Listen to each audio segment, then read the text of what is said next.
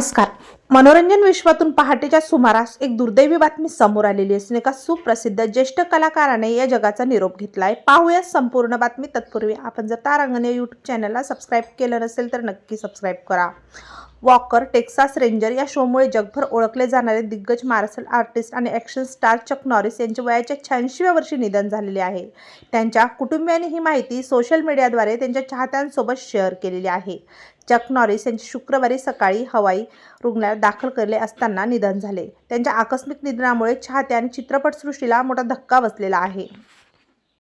Chak Norris यांचा जन्म 1940 साली ओक्लाहोमा येथे झाला होता. मार्शल आर्ट्सचे दिग्गज विजेते आणि कराटे, तायक्वॉन्दो, जुडो व ब्राझिलियन जिऊ-जित्सू यासारख्या विविध प्रकारांमध्ये ब्लॅक बेल्टचे मानकरी बनण्यापूर्वी त्यांनी अमेरिकेच्या हवाई दलात सेवा बजावली. चित्रपटसृष्टीतील त्यांच्या कारकिर्दीची सुरुवात द रॉकिंग क्रू 1968 साली या चित्रपटापासून झालेली होती. परंतु 1972 साली प्रदर्शित झालेल्या एका चित्रपटामुळे ब्रूस ली यांच्यासोबत केलेल्या पडद्यावरील लढतीमुळे त्यांना अधिक प्रसिद्धी मिळालेली होती. गेल्या काही वर्षात त्यांना डेल्टा फोर्स आणि मिसिंग इन ॲक्शन यासारख्या अनेक गाजलेल्या ॲक्शन चित्रपटांसाठी अभिनय केला आणि त्याद्वारे ॲक्शन नायकाचे प्रतीक म्हणून आपली ओळख निर्माण केली.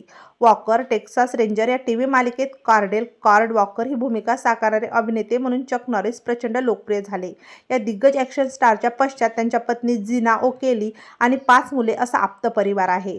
तेव्हा मित्रांनो, आपल्या तारांगण या यूट्यूब चॅनलतर्फे अभिनेते चक नॉरिस यांना भावपूर्ण श्रद्धांजली.